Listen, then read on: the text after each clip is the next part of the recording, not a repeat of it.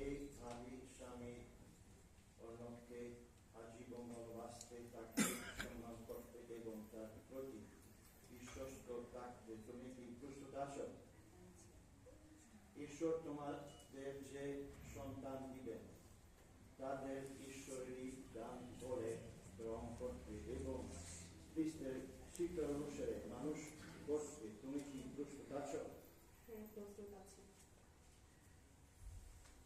এই পবিত্র বিবাহ বন্ধনে আবদ্ধ হয়ে সহবরে তোমরা পরস্পরের ধ্যান আর মিলাও এবং ঈশ্বর ও মন্দিরের সামনে তোমাদের সম্মতি প্রকাশ করো।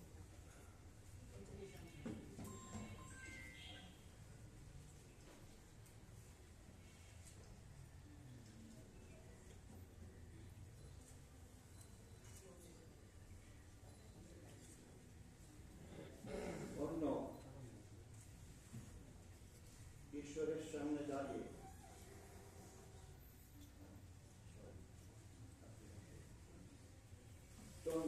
ঈশ্বরের সামনে দাঁড়িয়ে আমি তোমাকে স্ত্রী রূপে গ্রহণ করছি। ঈশ্বরের সামনে দাঁড়িয়ে আমি তোমাকে স্ত্রী রূপে গ্রহণ করছি। আজ থেকে সুখে দুঃখে, ধনে দরিদ্রে, শাস্ত্রে ও শাস্ত্রে আজীবন আমি তোমাকে রক্ষা করব। তোমার কাছে এই প্রতিজ্ঞা করি।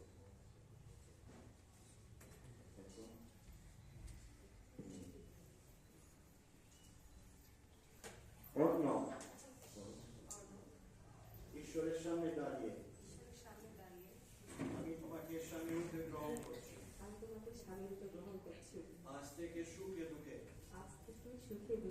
ধনে দরিদ্রে, শাস্ত্রে ও শাস্ত্রে আজীবন আমি তোমাকে রক্ষা করব। তোমার কাছে এই প্রতিজ্ঞা করি।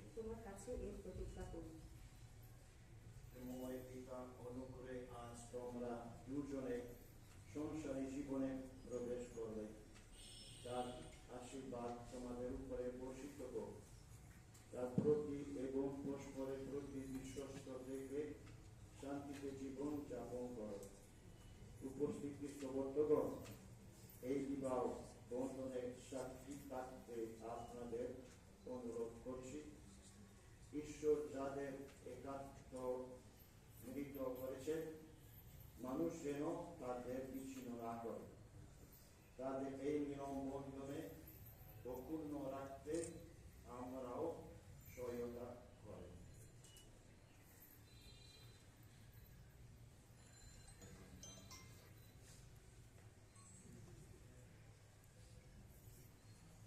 এই আংটি আশীর্বাদ করো।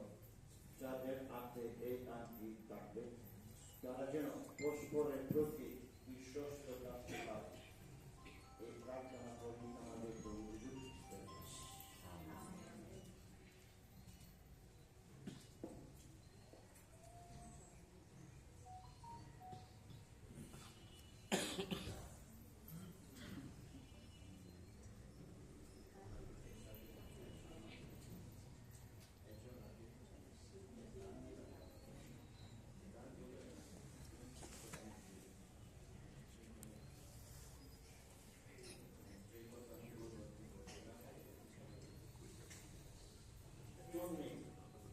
আমাদের বৈধ জীবনের প্রেম ও বিশ্বস্ততার চিহ্ন স্বরূপে এই আংটি গ্রহণ করো। পিতা ও পুত্র পবিত্র আত্মার নামে।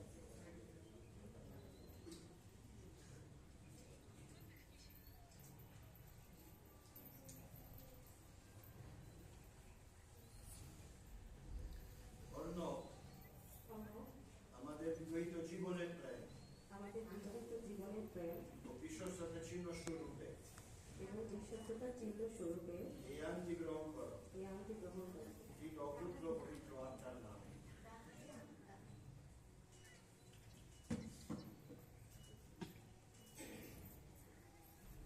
যারা আজ বিবাহ বন্ধনে মিলিত হলো, তাদের সংস্কার জীবন যেন সুখের ও শান্তিপূর্ণ হয়।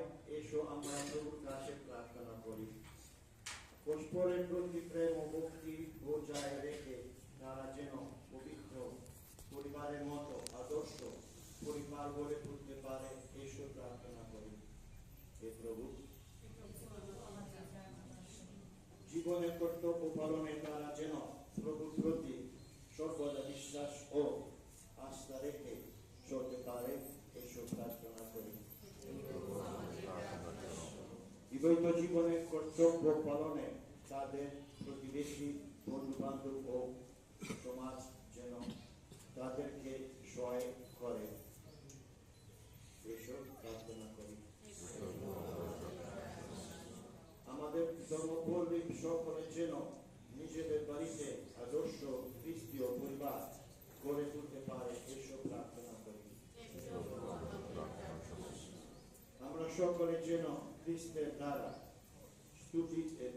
স্থাপিত বিবাহ সংস্কারে গুরুত্ব ও গৌরব ভালোবাসতে বুঝতে পারি এসব প্রার্থনা করি। বিবাহ যে শুধু সামাজিক প্রথা নয়, কিন্তু ঈশ্বরের দান এবং খ্রিস্টের দ্বারা স্থাপিত পরিত্রাণ লাভের উপায় তা যেন আমরা জানতে বুঝতে পারি এসব প্রার্থনা করি।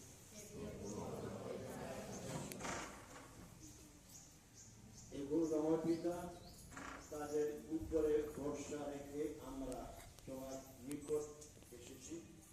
আমাদের নিজেদের সকল পূর্ণ করো আমাদের প্রভু যীশু খ্রিস্টের নামে, আমেন।